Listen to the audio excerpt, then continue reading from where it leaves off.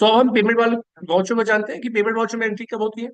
Payment voucher में transaction में कब होगी उसमें पेमेंट में एंट्री, जब आप किसी को पैसा देखो। पेमेंट में समझ, आधी बात तो वैसे समझ में आ गई वाउचर सब देख करके, कि पेमेंट का मतलब है आप जब किसी को पैसे दे रहे हो। अगर आप किसी को पैसे दे रहे हो तो इसका मतलब किस वाउचर में एंट्री होगी, पेमेंट वाउचर में। अब देखो, ये इतना इजी, टैली ने आपको इतना इजी कर दिया है कि जिसकी जर्नलिटी, जिसको वीक है ना, जर्नलिटी वीक है, उसके लिए भी बहुत सहूलियत है। क्या सहूलियत है कि पहले वो ना वजह पूछता है। अगर आप भूल गए हो कि यार डेबिट होगा या क्रेडिट होगा, बैंक डेबिट होगा या क्रेडिट होगा, आपने वाउचर पिक कर लिया, आप ये समझ लो जब वाउचर में पहुंच गए ना, तो पेमेंट वाउचर में पहले वजह बताओ कि पैसा क्यों जा रहा है। बैंक को, कैश को छोड़ दो। तो वजह क्या होगी, हो सकता है आप सैलरी दे रहे हो, क्या दे रहे हो, अब सैलरी का लेजर यहाँ पे है नहीं, तो बनाना पड़ेगा। तो यही से शॉर्टकट बना सकते हो यहाँ पे, क्या, सैलरी। आपने सैलरी पे करी इंडायरेक्ट एक्सपेंसेस, तो आपने वजह बताई पहले। वजह बताओ यार, वैसे तो नॉर्मली देखो सैलरी हमारा एक्सपेंसिस होता है तो डेबिट होना ही चाहिए, तो हमने डेबिट कर दिया 5,000 से। यहाँ पर क्या करा, बैंक। अच्छा ये देखो कितना स्मार्ट है, जब आप डेबिट साइड में थे तो क्या कैश या बैंक यहाँ पे दिख रहा है, तो इसे पता है कि जब अगर कभी भी पेमेंट वाउचर में एंट्री हो रही है तो डेबिट साइड तो कैश या बैंक आ ही नहीं सकता, तो इसलिए उसने आपका काम आसान कर दिया। आपने यहाँ पे एंटर करी, क्रेडिट साइड में गए और यहाँ पे जाकर आपने बैंक ले लिया। मेरी बात समझा दी, एंटर करा और यहाँ पर चेक से पेमेंट करी तो चेक नंबर डाल दो, चेक डेट डेट डाल दो और यहाँ पे लिख दो पेड सैलरी। नरेशन लिखनी जरूरी है, एक्सेप्ट करा दो। तो दिस इज पेमेंट वाउचर। इसमें एक नेक्स्ट वाउचर होता है, रिसीव वाउचर। रिसीव वाउचर क्या होगा, पैसे आना। अभी देखो पेमेंट वाउचर में क्या था, डेबिट पहले तो पूछा था, रिसीव वाउचर में क्या पूछा है, क्योंकि दोनों में वजह पहले पूछता है, क्योंकि इसे पता है कि पैसा आ रहा है तो ये तो बाद में बता देना कैश आया या बैंक आया, पहले वजह बता दो।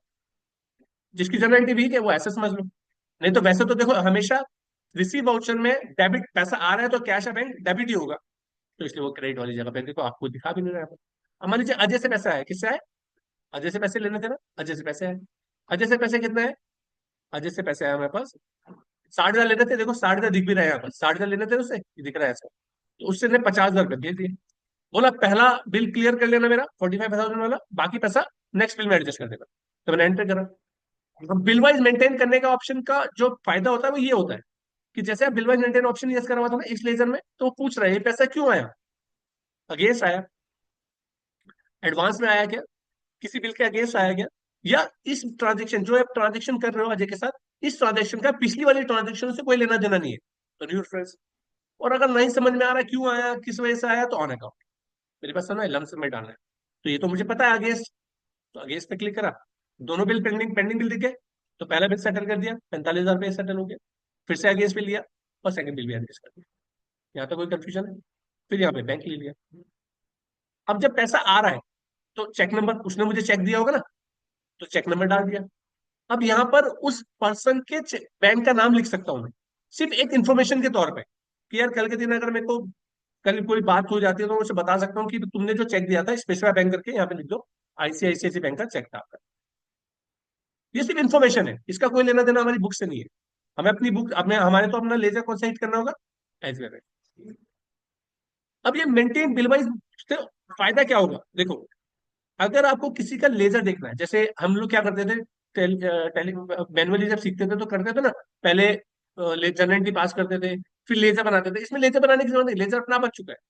चेक करना है, कैसे चेक होगे, डिस्प्ले पे जाओ, ठीक है, डिस्प्ले पे जाकर के अकाउंट बुक में जाओ, लेजर में जाओ, और यहाँ पे अजय पे देखो, ठीक है, ये अजय का लेजर आ गया।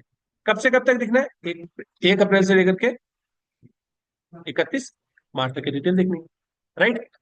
इसके बाद अब आपको इसमें, आपको ये बिल वाइज मेरे को देखना है कि जो पेंडिंग बिल है अभी कितना पैसा बचा है, देखो दिखा भी रहा है नीचे, नीचे दिखा रहा है ना 10,000 रुपये बचे हैं। कौन सा बिल बचा है और इससे कितने दिन हो गए अभी तक पेमेंट नहीं आई, तो आप ये बिल वाइज ऑप्शन पे क्लिक कर दो बस। जैसे अब इस पे क्लिक करोगे तो यहाँ पे दिखा देगा कि ये वाला बिल पेंडिंग, जो इस डेट का था, इसका 15,000 का बिल था, 10,000 रुपये आ चुके हैं और 10,000 पेंडिंग है, ठीक है ना।